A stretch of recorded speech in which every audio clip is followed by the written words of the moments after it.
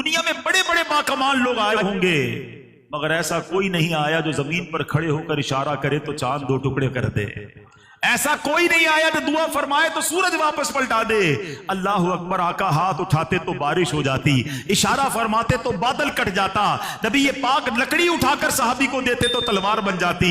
سنو، رات کا وقت ہے، دو صحابہ آقا علیہ الصلوۃ والسلام کے قدموں میں حاضر ہیں۔ صحابی کہتے ہیں حضور اندھیرا ہو گیا ہے، گھر جانا ہے، روشنی کا انتظام نہیں۔ نبی پاک علیہ الصلوۃ والسلام نے ایک لکڑی پکڑا دی، ڈنڈی پکڑائی، دونوں صحابی نبی پاک کے گھر سے باہر نکلے، وہ ٹارچ کی طرح روشن ہو۔ دونوں صحابہ چلتے گئے چلتے گئے چلتے گئے۔ اب ایک راستہ ایسا آیا کہ ایک صحابی کا گھر دائیں طرف، ایک کا بائیں طرف، دونوں ایک دوسرے کا منہ دیکھ رہے ہیں۔ ڈنڈی لے کر کون جائے گا؟ ایک ٹارچ لے جائے گا، دوسرا اندھیرے میں جائے گا، راستہ کیسے کٹے گا؟ صحابہ کا عقیدہ دیکھو، کہتے آقا نے اس کو ہاتھ لگایا ہے، دوسری لکڑی اٹھائی، اس لکڑی سے ٹچ کی، وہ بھی روشنی دینا شروع ہو گئی۔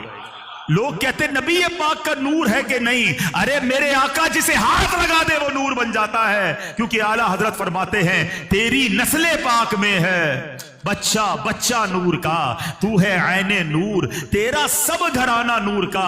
میرے رضا سے پوچھو، اعلیٰ حضرت کہتے ہیں چاند سورج جو مہک رہے ہیں نا، چمک رہے ہیں، یہ ایسے نہیں چمک رہے، فرماتے یہ جو مہر و ماں پہ ہے اطلاق آتا نور کا، آقا بھیک تیرے نام کی ہے استعارہ نور کا۔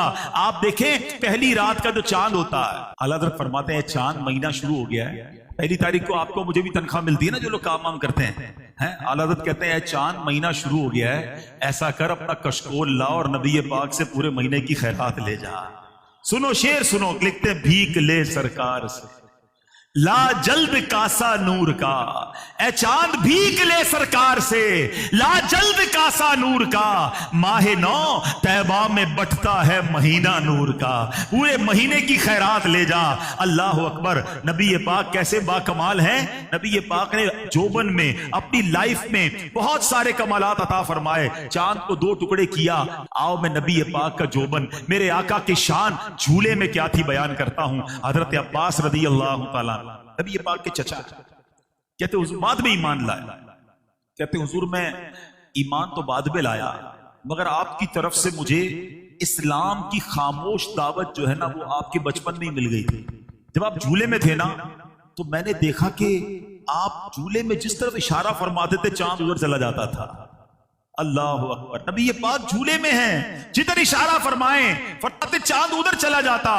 سنو آقا علیہ الصلوۃ والسلام کے الفاظ، نبی پاک فرماتے تھے جی ہاں چاچا، میں چاند سے باتیں کیا کرتا تھا، وہ مجھے رونے سے منع کیا کرتا تھا۔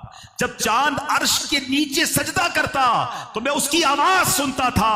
ارے بتاؤ تو صحیح، جھولے میں سماعت مصطفیٰ کا عالم یہ ہے۔ بریلی کے تاجدار جبھی تو لکھتے ہیں نا، دور و نزدیک کے سننے والے وہ کان لالے کرامت پہ لاکھوں سلام۔